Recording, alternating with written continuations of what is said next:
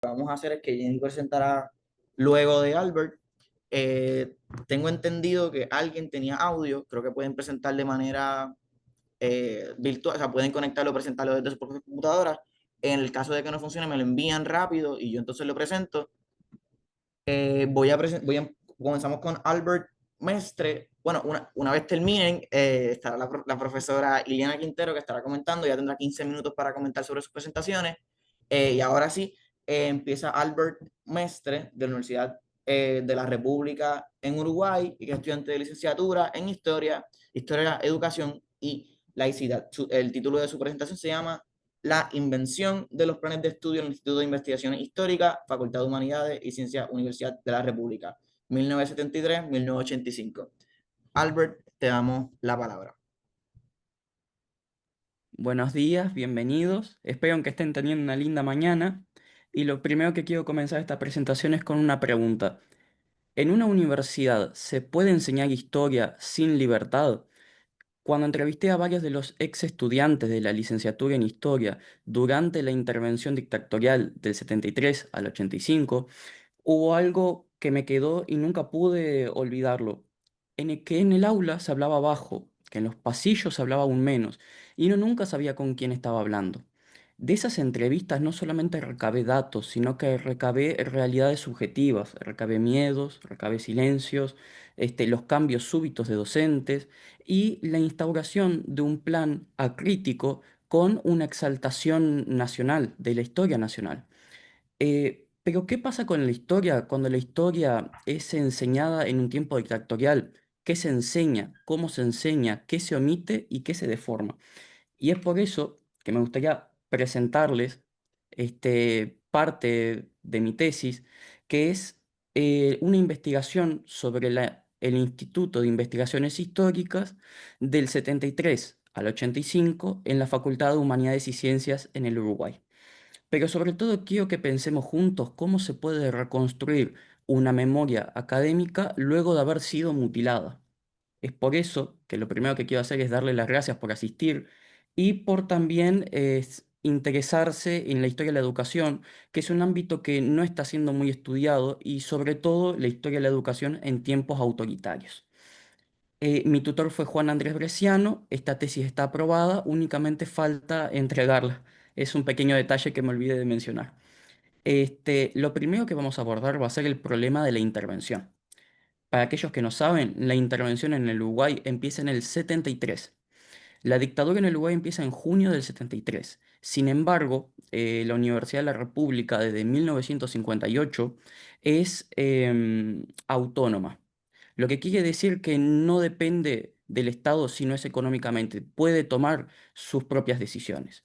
Pero en el 73, cuando se interviene, se disuelven las cámaras y hay un golpe civil militar, la universidad se interviene recién en octubre del 73, pocos meses después. Cuando se interviene la universidad se despiden a profesores, decanos, administrativos y hay una persecución generalizada hacia estudiantes. De los 20 docentes que hacían funcionar el Instituto de Historia durante el quinquenio del 68-73, 17 fueron despedidos por omisión o por estar vinculados a organizaciones de izquierda. Esas fueron las causas más típicas de despidos a docentes durante eh, la intervención. Ahora, este plantel va a ser reemplazado por otro. Y va a ser un plantel que no estaba capacitado para asumir las funciones de un instituto de investigaciones. Vamos a pasar de un plantel que estaba sumamente capacitado, que tenía larga trayectoria en la formación de alumnos, que no solamente eso, tenía larga trayectoria en investigaciones, investigaciones muy importantes, no solamente a nivel nacional, porque la historia nacional en el Uruguay siempre está vinculada con la historia del Río de la Plata. Es por eso que la maestría se llama Historia rioplatense. Entonces va a haber un retroceso durante la dictadura en la investigación rioplatense. Y todos estos investigadores que fueron muy vinculados con Brasil y con Argentina, y todas sus investigaciones también por igual, van a ser suplantados por otros que, para que se hagan una idea, no solamente no venían del palo de la historia, aparte de eso, eran profesores, que no es que estuviese mal, pero en Uruguay investigación y profesorado en historia son dos carreras distintas en instituciones distintas y vamos a pasar a una masificación de docentes. Vamos a pasar de tener 26 docentes, 9 ayudantes, 3 becarios y 10 colaboradores honorarios para hacer funcionar el instituto, de los cuales esos 26 docentes, únicamente un 22% tenía experiencias en investigaciones para el momento de la entrega de sus currículums. Estos docentes que van a ocupar los cargos más importantes en el Instituto de Historia y que muchas veces van a ocupar hasta 3 cargos simultáneamente, no tienen experiencia en investigaciones. Y esas experiencias en investigaciones son muy pocas. Son investigaciones muy conservadoras que con el tiempo fueron invalidadas. Fueron invalidadas por el tema de que eran o eran parciales o se habían descubierto otras fuentes, por lo que sus investigaciones quedan obsoletas y que Carlos de Masi, que fue un renombrado investigador durante la dictadura, especializado en la dictadura, me comentaba cuando él cursó la licenciatura, me comentaba lo siguiente, y es que la formación en investigación, sobre todo, pegó una bajada importante. La gente que estaba ahí no eran investigadores. Una persona que no se dedica a esto no puede enseñarte a investigar. No hay un manual del buen investigador. Esto es parte de una entrevista a uno de los estudiantes para la realización de la tesis. Y es que la Universidad de la República tiene 3 bases. Tiene investigación, extensión y enseñanza. La investigación se transformó en una mera repetición de datos como se va a ver a continuación. El segundo punto de la tesis es el plan de estudios. El plan de estudios originalmente de la licenciatura en Historia hubieron 3. El del 48, que es cuando se funda la licenciatura en Historia en el Uruguay. El del 60, que comenzó un proceso profesionalizante, también se vinculó con universidades en Europa, con universidades en Estados Unidos, mandaba historiadores y estudiantes, muchas veces pagados a Europa, para traer documentos digitalizados de allá o mecanografiados. Este, y el plan de estudio, el tercer plan de estudios para la dictadura va a ser el del 76, que se va a convertir en una herramienta de obediencia. El primer punto clave del plan de estudio del 76 es que se eliminaron materias y materiales importantes para la historia. Para que se den cuenta de algo, la mayoría de la historia del Uruguay, de la historia del Uruguay colonial, más o menos del 1790 a 1830, eh, se descubrió la mayoría de la información que hoy utilizamos para analizar esos años del 50 al 60. ¿Qué es lo que pasa? Que los investigadores que llevaron a cabo esas investigaciones eran de izquierda. Por lo que la dictadura no solamente va a no usar esos libros, que fueron libros icónicos en la historia del Uruguay, que hasta hoy en día se utilizan por su gran precisión, porque fueron capaces de relevar decenas de miles de archivos de la colonialidad para hacer sus investigaciones, sino que los materiales no fueron nunca abordados por la intervención, y es porque no tenían investigadores para reabordarlos, por lo que van a ser eliminados tanto los materiales de las investigaciones como los materiales para el análisis historiográfico. En un segundo lugar, se secundarizó la educación universitaria. El otro de los pilares de la Universidad de la República es la enseñanza, y esta va a ser secundarizada. Se enfatizó en un dictado, en una memorización. Las pruebas eran de un carácter licial. Por ejemplo, historia antigua se pasaba relacionando conceptos con jeroglíficos. Por no decir otra cosa, pero eso era una prueba para accionar historia antigua durante la dictadura. Y esto va a tener un carácter técnico ideológico. Técnico porque enseñará a estos investigadores cómo fichar un documento. Ahora, la recolección de información es simplemente una de las fases de una investigación. No es la investigación en sí misma, por lo que se va a enseñar únicamente este apartado, la memorización y la recolección de información, pero no se va a enseñar la contraposición de ideas, no se va a enseñar la contraposición de autores, la contraposición contra el docente, la intervención de los alumnos. Esto no existe durante la dictadura, por lo que también es ideológica. Es ideológica porque la bibliografía que se permitía, porque el docente debía de darte la bibliografía para vos hacer la investigación, ya estaba censurada y que únicamente podías hacer investigaciones técnicas era una manera de evitar que le llegas la última bibliografía de los que ellos decían subversivos, comunistas o socialistas, que habían sido los docentes de los 60.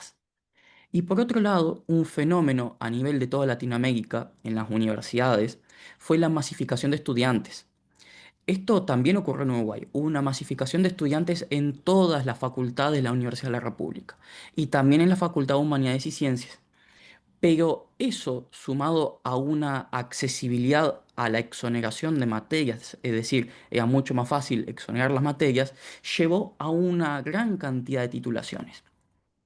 Del 56 al 73 vamos a tener los primeros egresados de la licenciatura en historia en toda su historia. Van a ser solamente 16. Del 74 al 85 vamos a pasar a tener 115 estudiantes titulados, egresados de la licenciatura en historia. Vamos a pasar a tener una masificación de titulaciones.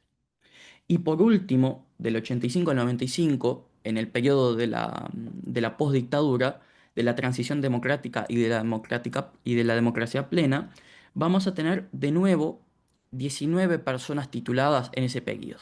Es decir, una masificación de estudiantes y cabe preguntarse con qué calidad exoneraron esos estudiantes.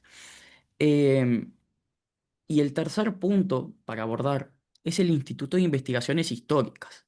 Y este tiene tres puntos clave que se pueden percibir en la documentación, no tanto en las entrevistas, las cuales no tenían mucho contacto con profesores y no se los dejaba entrar dentro del instituto a los estudiantes, en general. Y es que pasó de un centro de pensamiento, un centro de renombre internacional.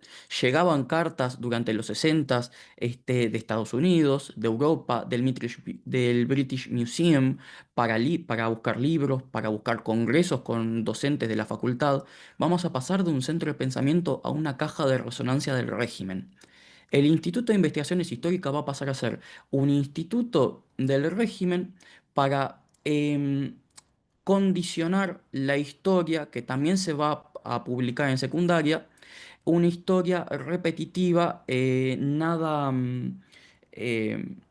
nada reflexiva y totalmente al contrario de lo que pasó en el quinquenio anterior y en todos los años anteriores.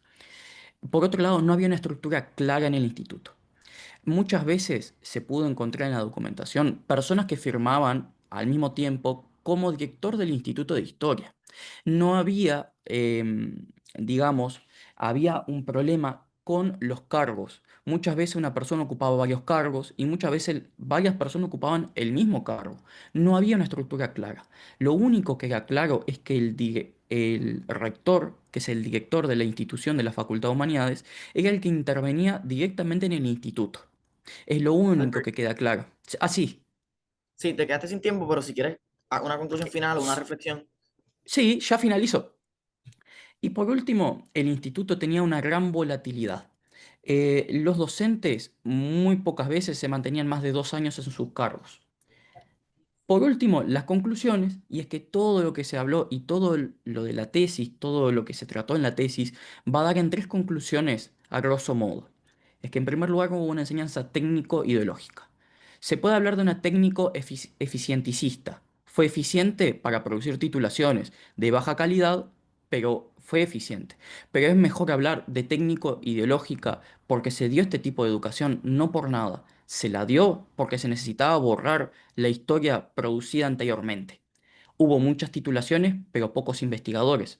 De los investigadores que van a salir de este periodo, muy pocos se van a dedicar a la historia. De los 115, solamente 4 se van a dedicar a la historia en la postdictadura. Todos los otros desaparecen. Probablemente se dedicaron a la docencia. Y los investigadores que no emigraron se van a dedicar a las universidades de las catacumbas, que es un término que se acuña en Argentina. Se van a ir a universidades privadas para enseñar, para no ser perseguidos. Y con eso finaliza mi presentación. Muchas gracias. Gracias, Albert. Entonces, Por favor. el tema de las preguntas las dejaremos para el final, luego, luego del comentario de la profesora Elena Quintero. Así que, Muy bien. Jenny, dado a que Leonardo todavía no está o no está aquí, Jenny, te puedes presentar, creo que te deja compartir, así que puedes ir poniendo tu presentación. Sí, perfecto, bien. Bueno, a diferencia de todos me imagino que los que están presentes, yo no soy estudiante de historia, yo soy estudiante de la licenciatura en Ciencias de la Comunicación de la Facultad de Humanidades de la Universidad Nacional de Salta, Argentina. Y bueno, en este caso, lo que yo voy a compartirles ahora es mi diseño de tesis. A ver, yo les comparto. Dan un segundo. ¿Me dicen si se ve bien? Sí, se ve. Se ve Perfecto. perfecto. Bien. Bueno, mi trabajo se llama Movimiento Estudiantil, Tradiciones Políticas frente al periodo de normalización y democratización de la Universidad Nacional de Salta, el caso de la Facultad de Humanidades 1983-1985. ¿Sí? ¿Por qué retomo esta parte de la historia argentina, específicamente de la Universidad Nacional de Salta? Porque la Universidad Nacional de Salta se crea en 1972, ¿sí? Donde anteriormente, como para ponerlo un poquito en contexto, en Argentina se estaban viviendo ya anteriormente diferentes golpes de Estado. En este caso nosotros tuvimos 6 golpes de Estado, 6 gobiernos de facto, y en el 66, que dura hasta el 72, ocurren diferentes hechos como ser lo que es el Cordobazo, uno de los movimientos donde el movimiento estudiantil interviene mucho en Argentina para la creación de la Universidad Nacional de Salta. ¿Cómo infiere esto? Que esta revolución que generaban los estudiantes, básicamente el gobierno quería descentralizar, digamos, la concentración de estudiantes en lo que eran las universidades tradicionales como la UBA, Córdoba. Entonces hacen esta universidad, la Universidad Nacional de Salta, que, bueno, si nos remontamos a la historia de las universidades en Argentina, la Universidad Nacional de Salta viene a ser la única universidad nacional que se encuentra en un mismo predio y que tiene una iglesia. De por sí ya lo que es la, la educación superior en Argentina es laica, entonces como que ahí va un poco en contra de lo que ya se viene planteando, ¿no? Bien, nosotros, bueno, en 1972 se crea la universidad, en 1976 nosotros tenemos lo que es otro golpe militar, ¿sí? Con el nombre de Proceso de Reorganización Nacional, que esto dura hasta lo que es 1982. En 1982, quiero decir, tenemos lo que es la dictadura militar con lo que es la Guerra de Malvinas.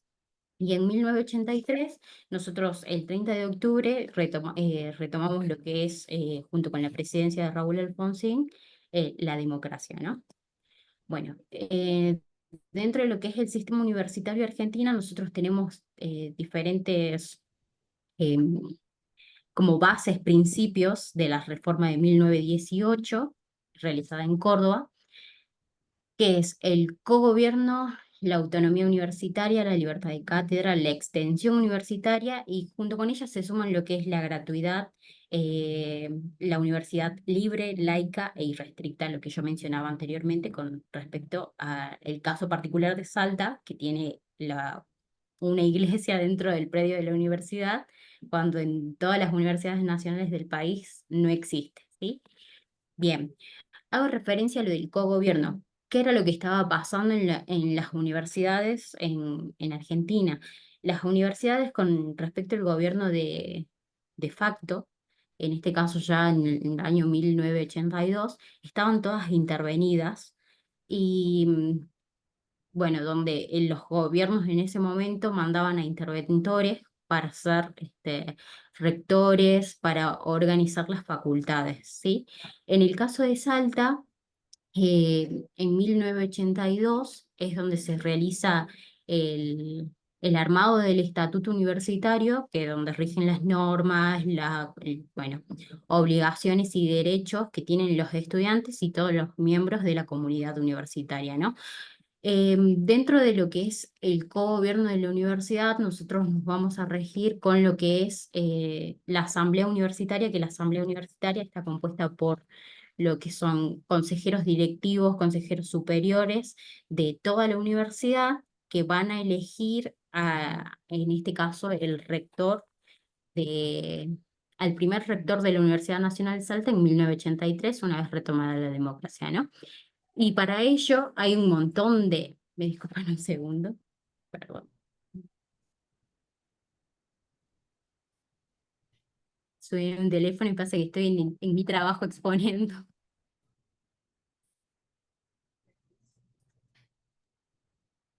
Ahora, ahora sí, Ahí está. disculpen. Bien. Bueno, me había quedado en lo de 1982 con respecto al retorno a la democracia.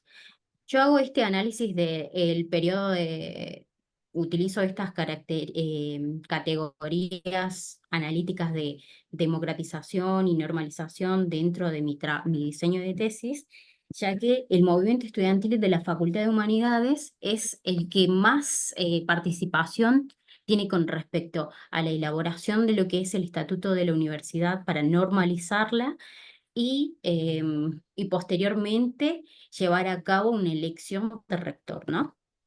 Ahí les muestro. Bien, nosotros sabemos que el movimiento estudiantil, bueno, dentro de lo que es Argentina, nosotros tenemos lo que es la Federación Universitaria Argentina, que nace a raíz de la reforma de 1918 de Córdoba. Y bueno, su primer congreso lo tuvieron el 21 de julio de 1928. Después, durante todo ese periodo, la Federación Universitaria Argentina se queda estancada, no hay renovación, no funciona hasta la llegada de la democracia, que es en 1983, donde, bueno, hago esta referencia, ¿no? De que el movimiento estudiantil es muy importante dentro de este retorno a la democracia y el periodo y la normalización de las universidades argentinas, ¿no? Em, bien, bueno, considero que el movimiento estudiantil siempre marca momentos claves dentro de lo que es el cambio social y político. Bien. Em, bueno, como venía mencionando estas categorías de democratización y normalización, yo las trabajo en torno a la Facultad de Humanidades. Bueno, para ello utilizo diferentes metodologías, por ejemplo, lo que es la historia oral como fuente, ya que los estudiantes de esa época de 1983 al 1985, que es más o menos la llegada, mejor dicho, la elección del primer rector de la Universidad Nacional de Salta, recupero con la historia oral lo que son los testimonios de los participantes de ese momento, de ese periodo elegido, ¿no? Porque dentro de lo que es la historia argentina, dentro de lo que es la historia del movimiento estudiantil en Argentina, nosotros se concentra todo lo que sucedió, lo que pasó en lo que era la UBA, Córdoba, el litoral. Nosotros tenemos como un montón de historias, testimonios con respecto a los diferentes hechos sucedidos en esas universidades, menos en la Universidad Nacional de Salta, e incluso dentro de lo que es el noroeste argentino, no existe tal registro de la participación estudiantil, ¿bien? Después, bueno, como parte de mis objetivos dentro de lo que es y fuentes, yo planteo que, porque mi diseño de tesis es una tesis de producción audiovisual, por eso es que yo llevo como testimonios a los dirigentes estudiantiles de esa época para mostrar bueno, estas tensiones o los diversos proyectos políticos que se tenían en torno a la normalización universitaria en el contexto este de la recuperación de la democracia, ¿no? Esa transición que existe de 1983 a 1985. Yo, bueno, en este caso, en la Facultad de Humanidades, existen como tres movimientos, tres agrupaciones políticas dentro de la facultad en esos años. Uno es, bueno, Franja Morada, que Franja Morada es una de las agrupaciones estudiantiles más grande, mejor dicho, del país a nivel nacional, que vienen con esta tradición política de la UCR, ¿no? De la Unión Cívica Radical. Después teníamos lo que era la agrupación estudiantil de izquierda, que vienen a ser gente del Partido Obrero en este caso. Después tenemos lo que es la juventud intransigente, que, bueno, en este caso, dentro de la universidad se llamaba así la agrupación, pero venía con una tradición política dentro del peronismo, ¿no? Era como la juventud peronista de ese entonces. Bueno, y más o menos como llegando, bueno, y yo en este caso eh, tengo como entrevisto a lo que es el licenciado Rubén Emilio Correa, quien forma parte de este proceso de normalización de la universidad, con los aportes, por ejemplo, del estatuto de la universidad, de la creación del estatuto de la universidad, que él junto con un grupo de compañeros de ese entonces escriben el estatuto basado en los estatutos de las otras universidades, porque ¿qué pasaba? La Universidad Nacional de Salta tenía un rector interventor eh, designado por el Ministerio de Educación en ese entonces, que venía como a normalizar la educación, ¿no? Bueno, tengo a él como una de las principales fuentes testimoniales con las que voy a trabajar, con las que trabajo, voy a trabajar, porque aún todavía no está terminado. Y otras de las fuentes testimoniales que yo utilizo de esos años son los diarios. En este caso es el único diario que se puede llegar a encontrar en Salta en ese periodo, es el diario El Tribuno, que es uno de los diarios más grandes de la provincia, que nuclea toda la provincia, y es el único que llega a existir y con el que me puedo basar como fuente, ¿no? Además de utilizar la fuente testimonial, utilizo lo que son bueno, documentación privada, fotografías de cada uno de los entrevistados. Y bueno, ustedes me dirán por qué, qué relación, o más o menos para finalizar, qué relación tiene esto con tu campo, con el campo de tu carrera, el campo comunicacional.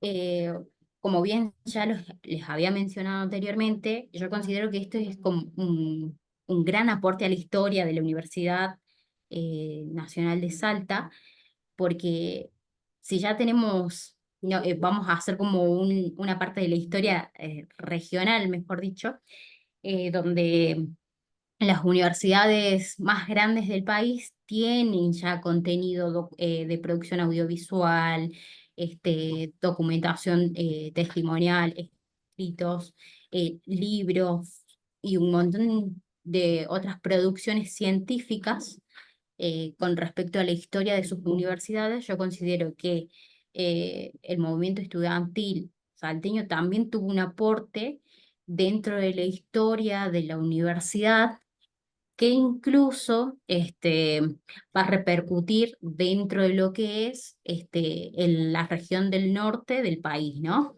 Eh, por eso es que me interesa mucho esta parte de la historia, y qué mejor que quede registrado como una producción audiovisual científica para la universidad. Gracias, Jenny. Ya. Ahora que ambos terminaron y dado que Leonardo no está, pasaremos entonces a el comentario de la profesora Ileana Quintero. La profesora Ileana Quintero es graduada de la Universidad de Harvard, es profesora en el departamento de programas y enseñanzas de la Facultad de Educación en la Universidad de Puerto Rico, recinto de Río Piedra. Ahí ofrece los cursos de metodología de enseñanza al aprendizaje y el diseño curricular en estudios sociales e historia, y los cursos de fundamentos sociales de la educación. La profesora se destaca por su interés en integrar teoría, reflexión y práctica. Esto se ve reflejado en sus formas de enseñar, investigar y en su trabajo relacionado con la comunidad. En sus haberes se destaca la colaboración en proyectos comunitarios, la investigación cualitativa y etnográfica. Ha sido invitada a participar en equipos interdisciplinarios de investigación y participa en la investigación en la institución y la comunidad. Además, es co-inspiradora de Descubriendo Recovecos, iniciativa que promueve el uso de los viajes de campo como estrategia pedagógica. Ahora pasaremos con la profesora, que tiene unos 15 minutos aproximadamente, un poquito más, para comentar este panel.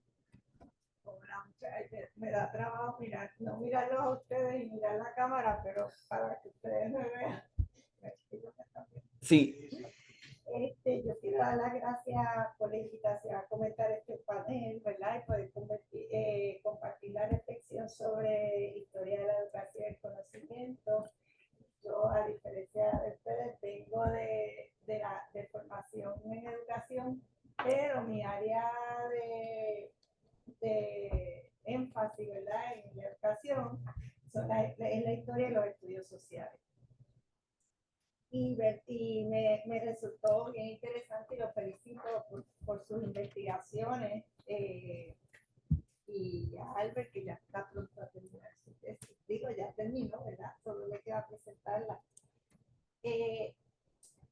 Como, ¿verdad?, desde la educación, pues para mí siempre la he visto como un proceso muy complejo y de muchas dimensiones, porque ha sido históricamente un instrumento del Estado para transmitir y perpetuar la hegemonía de los Estados. Y siempre, ¿verdad?, la ideología dominante. Pero ha sido también, y lo vemos a través principalmente del trabajo de Paulo Freire, un elemento liberador y que permite el desarrollo del pensamiento crítico. Así que, ¿verdad?, a través de estas presentaciones que hoy compartimos, podemos dialogar sobre esos aspectos que son contradictorios, interesantes. Por un lado, descubrir cómo ha sido ese proceso de ideologización, ¿verdad?, del Estado, pero por otro también tratar de ver las fisuras que se van dando que nos permiten, pues, hacer los cambios. En la presentación de Albert hemos evidenciado la intervención del Estado, ¿verdad? Y me llamó mucho la atención la cita con que tú empiezas. Quien quiera controlar la educación, quien quiera controlar la educación, define su pasado y cómo se ha visto también su futuro. Y cómo se ha visto también su futuro. Y me llamó la atención porque en verdad, desde la perspectiva que tomemos en la educación, pues vamos a ver esa contradicción, pues si la controla obviamente el Estado va a ser una ideología, pero también si la retoman grupos que cuestionan, pues también nos permiten entrar a otras miradas.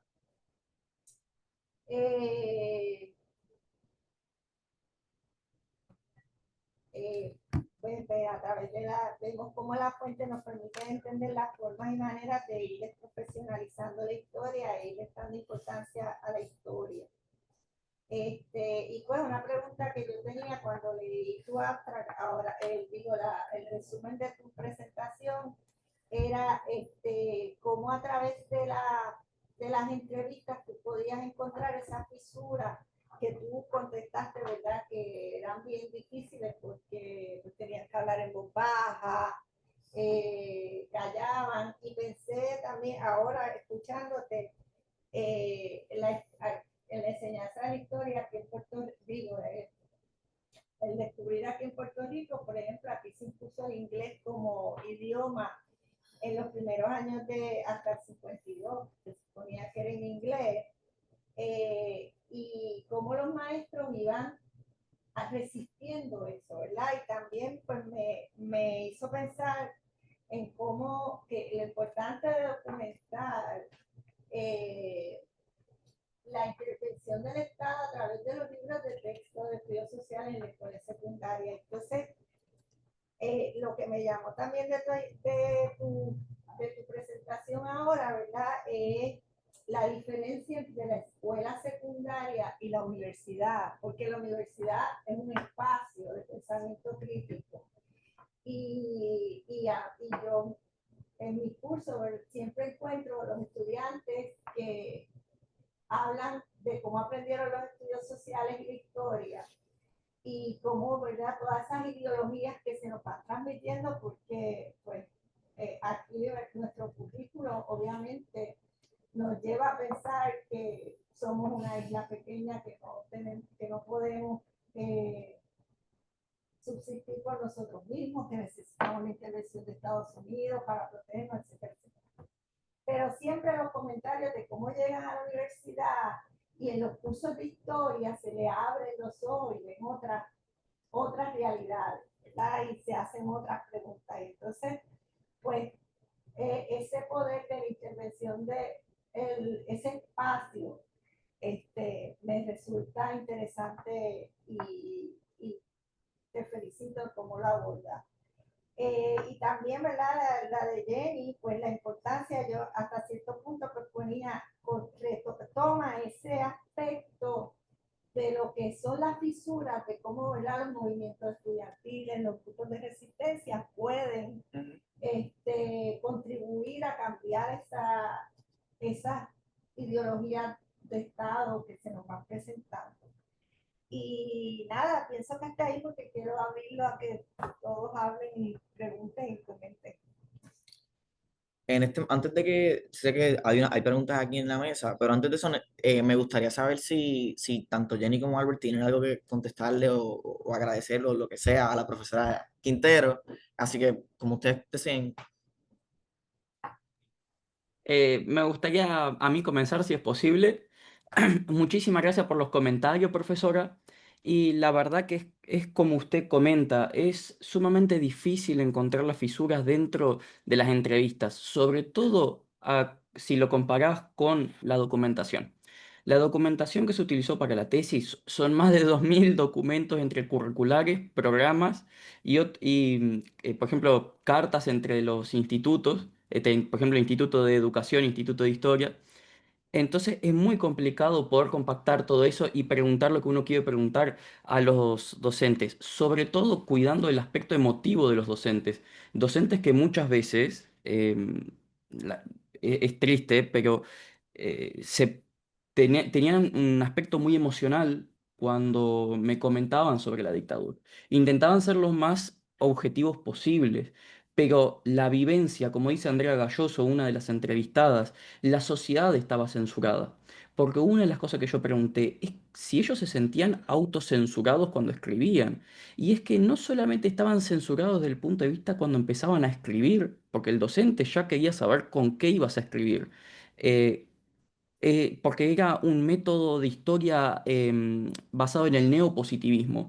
En primer lugar va la hipótesis en este caso. Entonces, una mezcla entre una hipótesis neopositivista y un poco de Popper, las investigaciones se basaban sobre todo en primer lugar, el docente te decía qué investigar, te decía cómo investigarlo, y la respuesta ya estaba sabida por el docente. Tal vez podías descubrir algo nuevo, sin embargo, ya se la sabía el docente.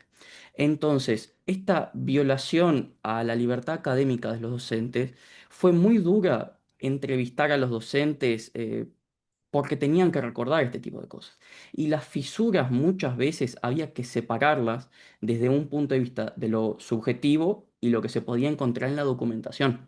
La tesis sobre todo se basó mucho más en la documentación que se pudo encontrar, no solamente en la facultad, sino en el archivo general de la universidad, pero se contrastó con las entrevistas para conocer el aspecto humano que no aparece en los documentos de la Universidad de la República. Por decir una cosa, para que se puedan hacer una idea, Durante toda la intervención hubo más de 248 circulares. Solamente pude descubrir 12.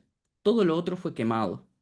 Las entrevistas, los pocos docentes que se atrevieron, los pocos estudiantes que se atrevieron a darme una entrevista, porque no muchos estuvieron de acuerdo, muchos me comentaron que era una vivencia muy complicada y que no la querían recordar. Este, los pocos que me quisieron hablar de este tema no me hablaron de todo.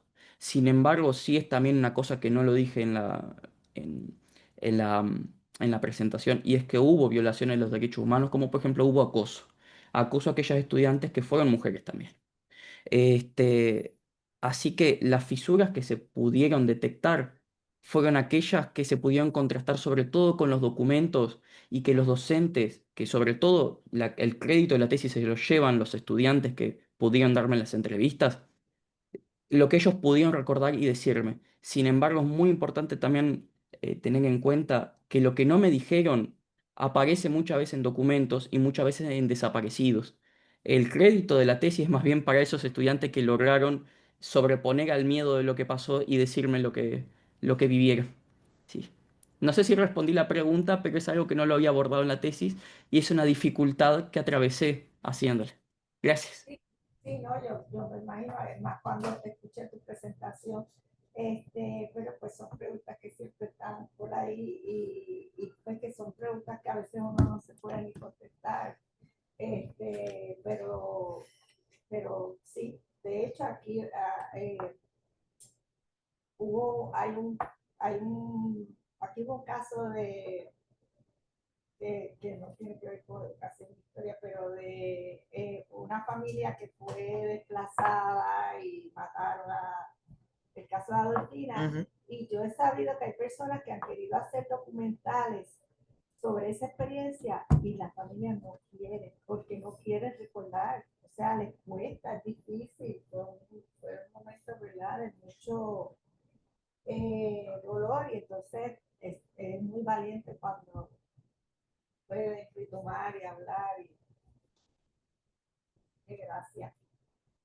Ay, y otra cosa que quería mencionar de los dos, ¿verdad? La importancia que ambos mencionan de rescatar la memoria a través de la historia, que ha sido como algo que se ha empezado a hablar como algo, digo, siempre ha sido eso, pero, ¿verdad?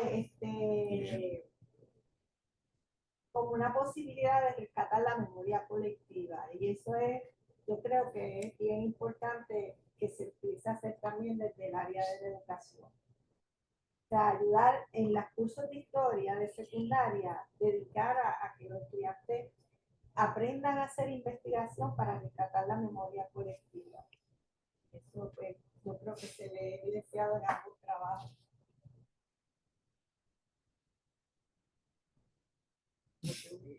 Jenny, Disculpen, sí, justamente iba a decir si me podían repetir lo que acaban de mencionar, porque se me salió el Zoom por el tema del internet.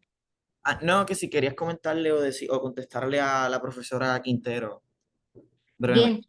Bien, sí, bueno, comentar también un poquito más con respecto a este diseño de tesis, que es como una producción, bueno, es un documental de lo que sucedió con respecto a la historia de la Universidad Nacional de Salta, de cómo surge, qué es lo que se estaba realizando con respecto a lo que pasaba también en esos años, ¿no?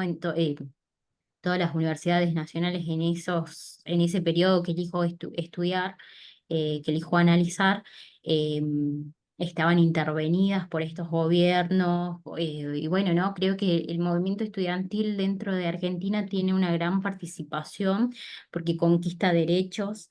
En este caso, si no fuera por el movimiento estudiantil, creo que en Argentina nosotros no contaríamos con lo que es el boleto estudiantil, que es el boleto de transporte para asistir a las universidades de manera gratuita. Esto también, ¿no? De cuando yo mencionaba de que el licenciado Rubén Correa, él es historiador. El licenciado Rubén Correa forma parte de lo que es la creación del Estatuto de la Universidad. También es el que lleva la bandera dentro de la Universidad Nacional de Salta, donde en un periodo de gobierno se estaba pagando arancel en la universidad, gracias a la organización de estos estudiantes de esa época, es que la Universidad Nacional de Salta deja de pagar arancel y ahora esto, o sea, totalmente gratuita, digamos. Entonces, qué mejor llevar a cabo eh, estas historias, estos testimonios a través de lo documental para que no quede olvidado y permanezca dentro de lo que es la historia de la universidad. Eh, Aprovecho para decir que llegó Leonardo. Vamos a darle entonces los 12 minutos para presente. Guillermo, si quieres ponlo pin. Leonardo, ¿estás aquí? ¿Sí? Hola, ¿qué tal? Buenos días, ¿sí me escucho? Sí, se escucha perfecto. Ok, ok. Ay, una disculpa enorme. Tuve un error total con los usos horarios y, ajá, fue, ya estaba como, claro, son 10:35, pero acá en México y acá son como las 9 de la mañana, entonces, ajá, estaba muy, muy disperso, pero eso, una disculpa enorme. Y bueno, pues no me demoro más. Antes de comenzar, me gustaría agradecer, muchísimo al comité organizador por permitirme estar acá. Y también extender una felicitación enorme por la organización de un evento como este con tanta frecuencia y en la que permite que pues jóvenes historiadores de todo el mundo o al menos de América Latina nos reunamos para estar acá charlando. Y bueno, mi ponencia es parte de mi proyecto de titulación de la tesis. Corresponde específicamente al primer capítulo y bueno, un poco mi intención es aquí exponer algunas de las bases que sustentarán el primer capítulo que tengo como objetivo titular La invención del Caribe holandés. Bueno, para ir entrando un poco en materia, me gustaría señalar como el contexto en el que surge esto, ¿no? El objetivo de mi trabajo de titulación es recuperar una fuente. En este caso es un artículo de periódico que se llama Starvation, Misery and Terror en Dutch Guiana y se publicó en un periódico comunista de Estados Unidos en 1935. Este periódico es The Negro Worker y un poco la intención de recuperar esta fuente nace de la revisión crítica de los trabajos que existen sobre el autor de este artículo, quien es Anton Lecom. La mayoría de los trabajos que se centran en el análisis del pensamiento político de este personaje se realizan bueno, tienen dos ejes. Primero, se realizan en universidades de Estados Unidos y Países Bajos. Y segundo, solo analizan o solo tienen como principal referente un libro que se publicó en 1935 y que se llama Nosotros, Esclavos de Surinam. La intención por recuperar este libro nace de un proyecto político que impulsa el Ministerio de Educación neerlandés ahí por 2004. Y que tiene como principal objetivo reformular o repensar cuál es la identidad nacional de las personas que habitan Países Bajos, de los neerlandeses, porque años previos continúa existiendo un fenómeno migratorio muy importante, en este caso la llegada de musulmanes o de personas que profesan el Islam a la sociedad neerlandesa y que se están integrando como trabajadores. Entonces, desde los partidos de la derecha, o los partidos de centro, surge la preocupación sumamente racista de, bueno, pues la democracia, la civilización occidental y la identidad neerlandesa se están poniendo en peligro. Y el gobierno de ese momento, la solución que encuentra o la propuesta que se le ocurre es reformular la identidad nacional de los Países Bajos y señalar que esta siempre ha sido múltiple, que siempre ha sido diversa, plural, y que por ello es necesario, pues, repensar aquello que nos hace ciudadanos, bueno, repensar aquello que hace a los ciudadanos de este lugar. Entonces, pues ahí, conectándolo con lo que mencionaba antes, pues existe un sesgo en las investigaciones que recuperan el pensamiento político de Anton de Com, como en todas las investigaciones, solo que en este caso este, este sesgo es de carácter institucional, estatal, y, y aquí es como ya en donde entra la hipótesis que yo sostengo, y es que, pues, un poco la invención del Caribe holandés, cuando hablo del Caribe holandés me refiero a las islas que están ahí en las Antillas Menores y a Surinam. Bueno, la invención del Caribe holandés nace con procesos de historiar la forma de organización social subyacente a la realidad social. Esta realidad social es planteada como neutra y natural porque se presupone que existe un Estado neerlandés, que existe una identidad neerlandesa inmanente y que tiene como objetivo central integrar a grupos o poblaciones que son entendidos como externos. Y lo esencial aquí es que estos grupos que son entendidos como externos son subalternos por la propia historicidad de estos grupos. En este caso, hablando del Caribe holandés, porque pues estas islas, esta región en América del Sur, fueron colonias, o fueron departamentos hasta, bueno, Surinam hasta 1975, las demás islas hasta 2011, y entonces ahí, pues a mí me parece importante señalar que se traza un vínculo entre los procesos propios de la región del Caribe, con una narración histórica que se presupone plural y cultural y que diluye y borra bajo eh, eh, discursos de representación, tolerancia, aceptación, diversidad e integración, procesos históricos complejos y que estuvieron y están inmersos en relaciones de poder. Y en este sentido, a mí me parece importante recuperar la propuesta historiográfica que plantea Jacques de Pelchin, señalando, proponiendo que la conciencia histórica de Países Bajos es una conciencia muerta, porque es una conciencia que desde una dimensión culturalista y de preservación pretende recuperar elementos exógenos para su territorio. Y esto genera que se descriminalicen condiciones históricas que, pues eso, estuvieron inmersas en estas relaciones de poder en las que está atravesado el colonialismo. Y el problema de esto, o el problema que yo encuentro, igual siguiendo las ideas de Jacques, es que estas narraciones, esta construcción historiográfica, sigue presuponiendo que la democracia occidental es aquello que le da cohesión y sentido a todo, es la columna vertebral del mundo prácticamente, y se hacen esfuerzos constantes para mantenerla viva.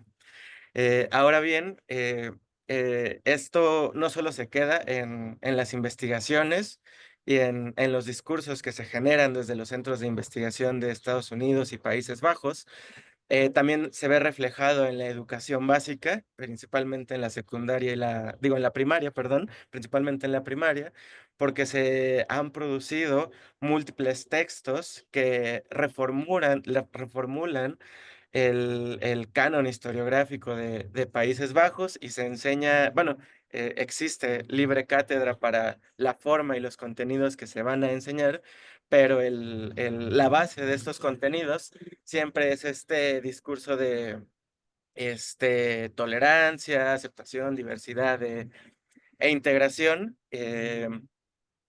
¿Cómo se llama? Hoy perdí el hilo, una disculpa. Eh,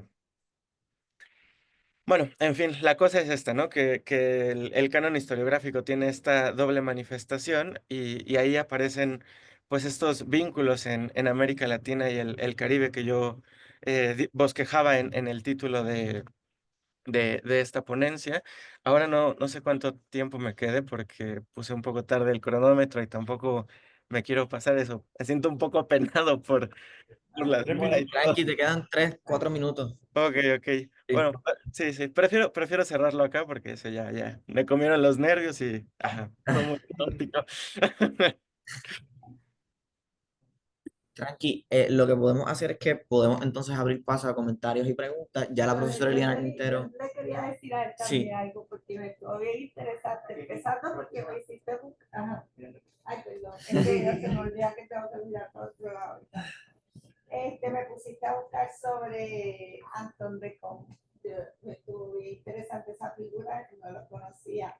¿Verdad? Pero ese planteamiento, eso que tú traes ahora mismo me hizo recordar en Atlanta, ese episodio, donde se presenta la visión que tú planteas, cómo las figuras que se pone, esa visión de que pues todo el país de Estados Unidos fue tolerante y de cómo, ¿verdad? Ahora pues, por ejemplo, Malcolm X se expone un poco porque él era una resistencia más fuerte que Martin Luther King. Entonces, toda esa visión que tú presentas, me resultó bien interesante y yo pensaba que en los comentarios lo que sí me interesaba es el que tú preguntas, que tú dices cuál es el propósito de estas investigaciones sobre América Latina, sobre la invención del Caribe que se está haciendo, porque entonces ahora entendemos, sí le damos importancia al Caribe, pero siempre mirado desde la colonia, con una visión de colonial como era Anton, pero adaptada a la visión de los colonizadores. Y eso me resulta bien interesante porque se ve en los Países Bajos y en Estados Unidos claramente referencia al Caribe, incluyéndonos a nosotros. Así que gracias.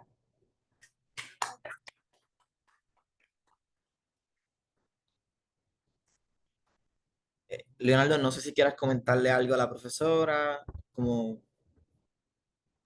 Ah, sí, sí, sí, claro.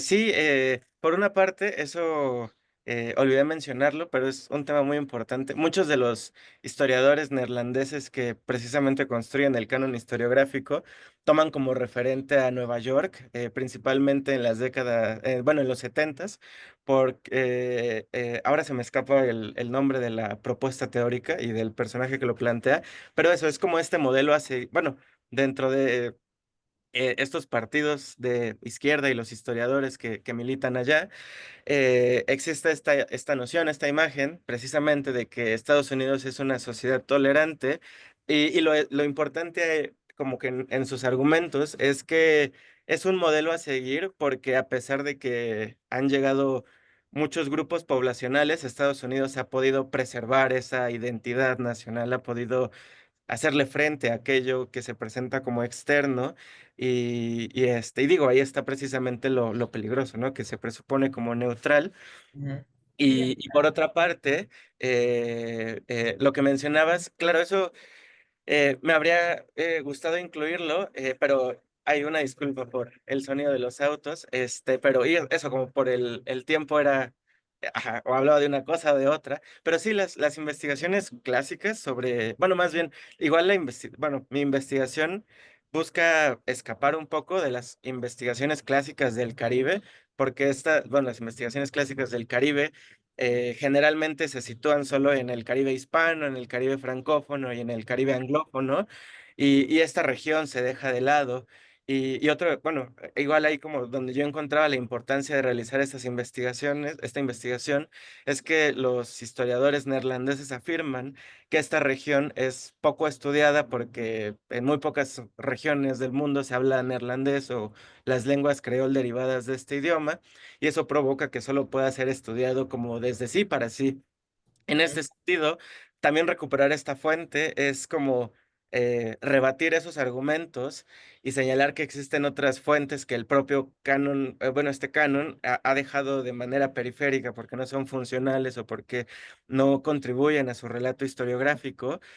Y la intención es eh, señalar que como el momento, bueno, más bien que el hecho de recuperar el archivo no implica solamente como rebatir o argumentar, sino que existe una unión entre la teoría y la praxis, por decirlo de alguna manera. Es decir, que el mero acto de recuperar el archivo es una suerte de acto político, porque pues se materializa ese contradiscurso y generado desde esta región del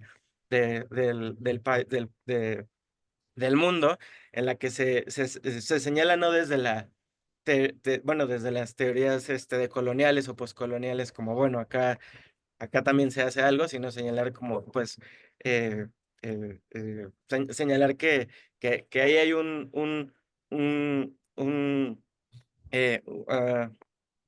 no sé cómo articular la idea, pero que ahí hay algo que no cuadra y que no hay honestidad intelectual en lo que se está produciendo y que es importante señalarlo y mencionarlo porque se está eso planteando como algo neutro, natural y que solo permite que es el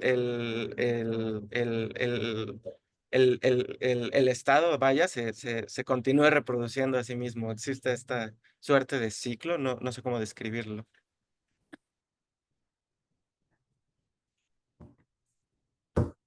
Ahora podemos entonces abrirlo al público de cara a las preguntas y comentarios. Michael, tú tenías una Sí. pregunta. Bueno,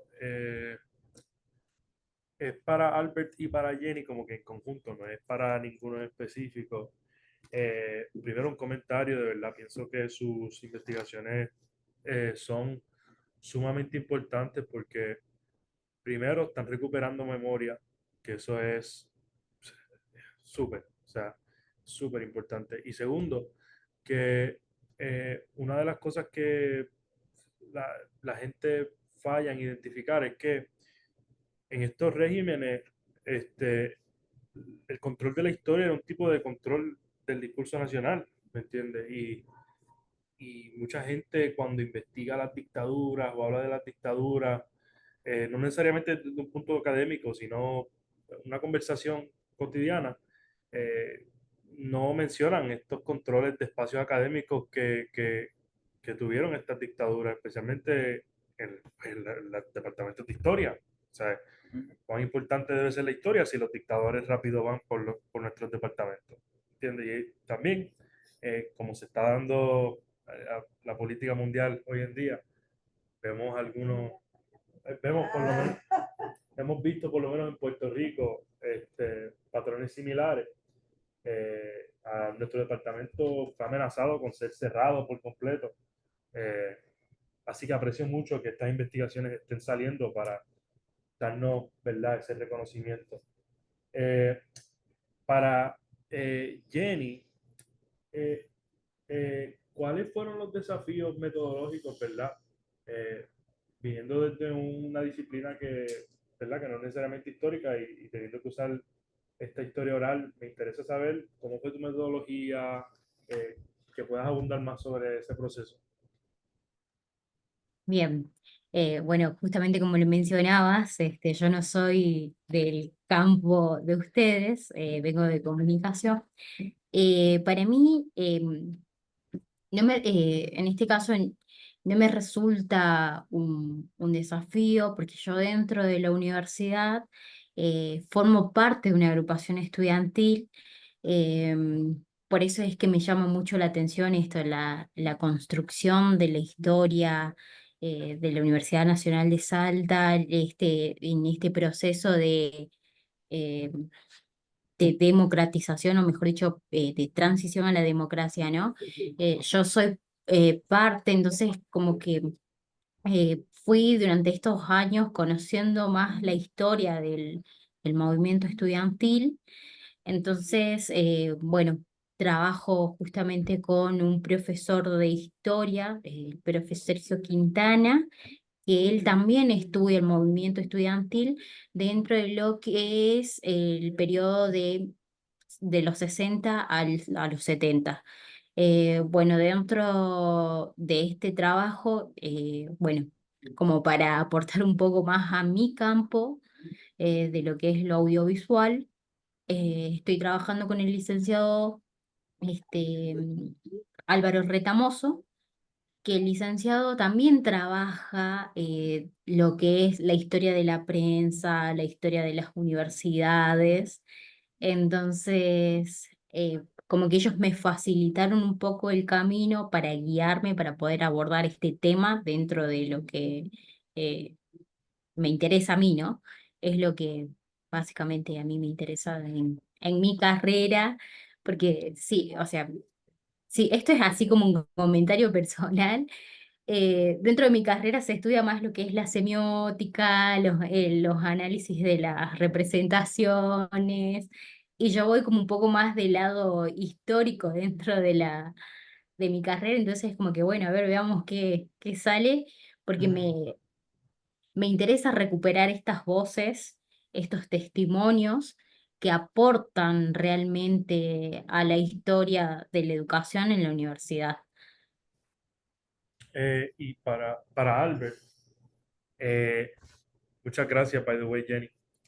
Para Albert, eh, qué me puedes decir sobre luego de, o sea, sobre los alumnos en esos momentos del departamento de la Universidad de la República y lo que hicieron luego? O sea, quiénes colaboraron, hay algunos que colaboraron con el régimen, hay que se fueron a ser maestros. ¿Qué me puedes decir más sobre eso? Me resulta súper interesante.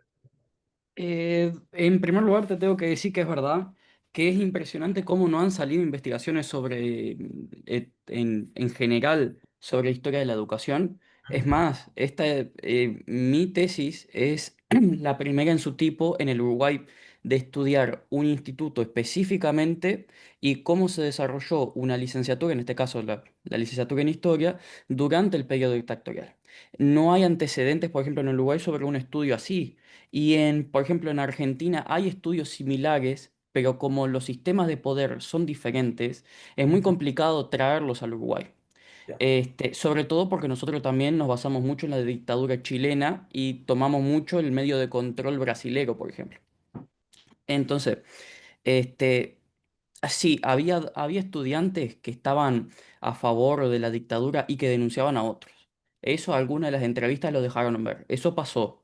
Eso, Ahora, no es algo que fuera, supuestamente, según uno de los entrevistados, lo que me comentaba es que los podías contar con los dedos de una mano.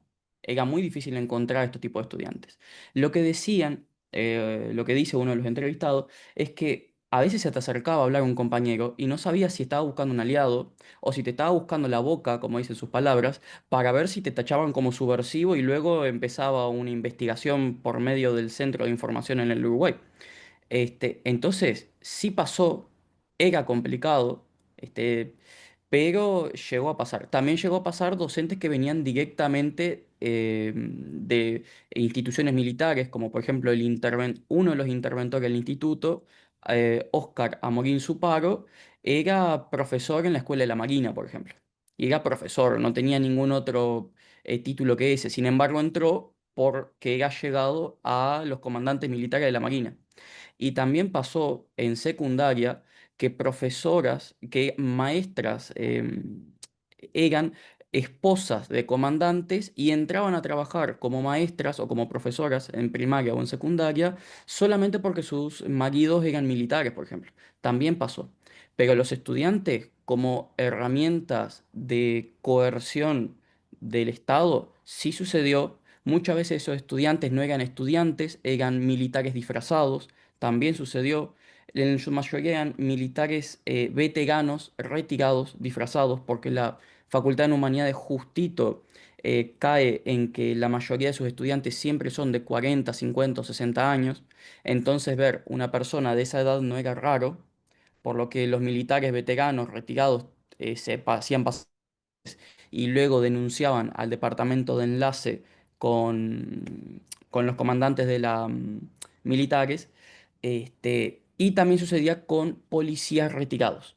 También, sí, que se vestían como civiles y te escuchaban mientras estaba hablando. También una de las entrevistas lo que decía es que vos estabas sentado en un banco hablando con un compañero, no podía ser más de dos compañeros porque si ya eran tres ya era muy sospechoso.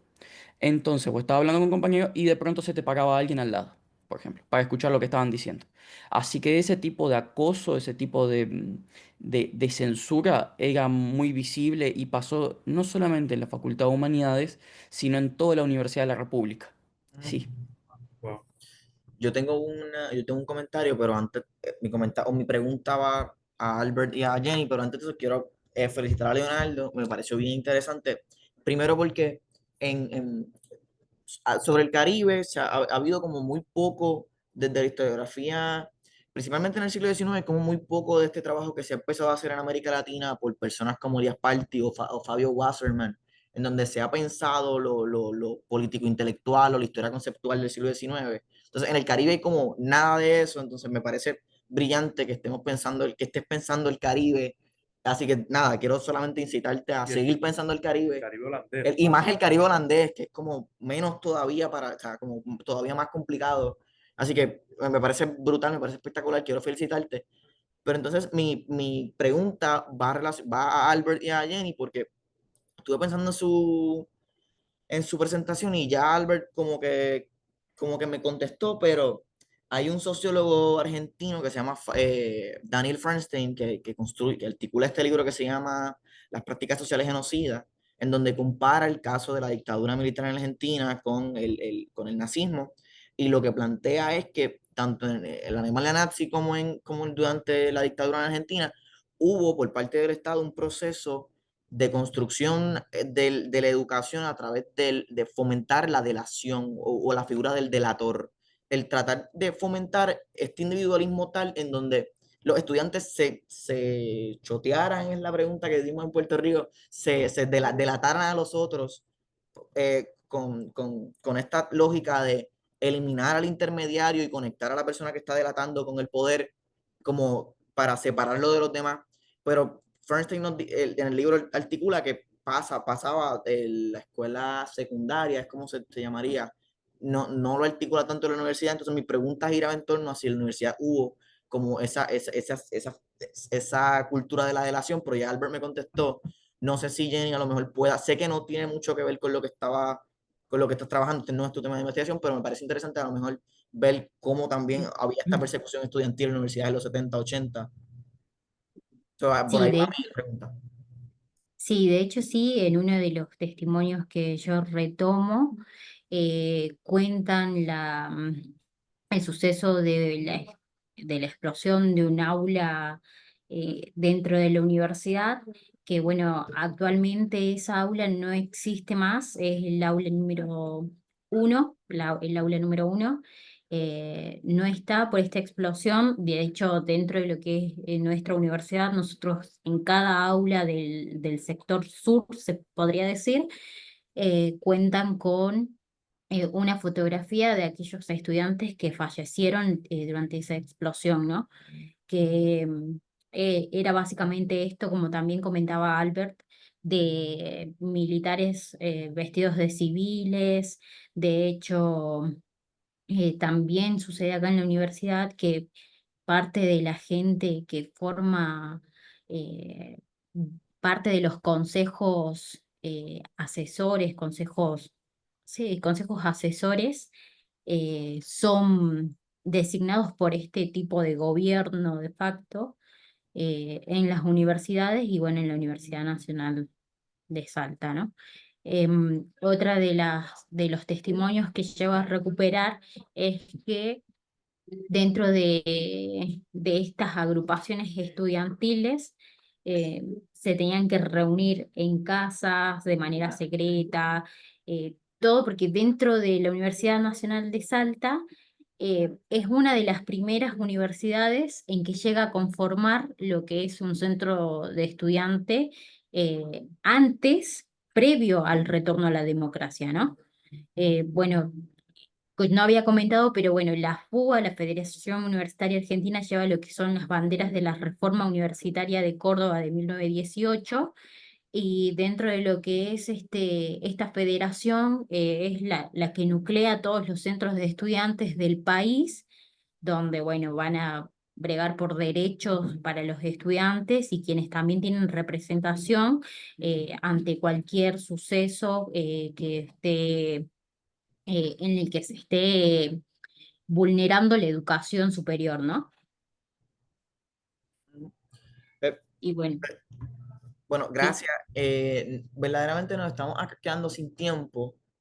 Por eso me gustaría preguntar si queda una última pregunta, un último comentario. De lo contrario, podríamos ir ya finalizando. Yo podría, Michael tiene un comentario. ahora me gustaría hablar con Leonardo. Primero, como expresó mi compañero, felicidades. Estudiar el Caribe holandés no es un tema que yo había escuchado de investigación aquí, por lo menos en la Universidad de Puerto Rico. Y aprecio mucho eso porque yo he visitado la isla holandesa en varias ocasiones y hay un sentido de otredad. En relación con el otro Caribe, hay un Ujú, sentido de otredad. O sea, tú no sabes, o sea, no es que no se siente Caribe, es que se siente que el Caribe de donde tú vienes ha ignorado este Caribe.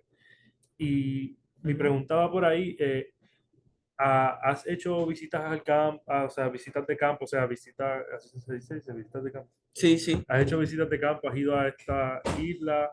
Eh, ¿Has tenido que traducir documentos de esos lenguajes bellos que ellos tienen, criollo, allá en esa isla? Y ese contacto con esa cultura caribeña holandesa, si lo has tenido y cómo te ha enriquecido. Primero, muchas gracias a ambos por los comentarios. Yo los aprecio un montón porque sí, sí, es un camino un poco solitario en muchos aspectos. Y eh, bueno, ahora me encuentro aprendiendo neerlandés, ahí voy. Entonces, y bueno, y mi objetivo a largo plazo es convertirme en traductor con el objetivo de poder, pues eso, traducir obras del neerlandés o eso, aprender también el sarantongo, por ejemplo, es la que se habla la lengua creol que se habla en Surinam también. Pues eso, dedicarle mucho y mucho para poder hacer traducciones. Ese es como el acercamiento que tengo desde el apartado lingüístico, porque pues sí, ahora no domino el idioma, estoy en ese proceso de aprendizaje. No he tenido la oportunidad de visitar ninguno de estos países, sin embargo, ahí también acontece algo que es muy característico de estas regiones, y es que la mayoría de los archivos para su consulta están en estos países que tiempo atrás fueron la metrópoli. Entonces, bueno, hoy salen los resultados.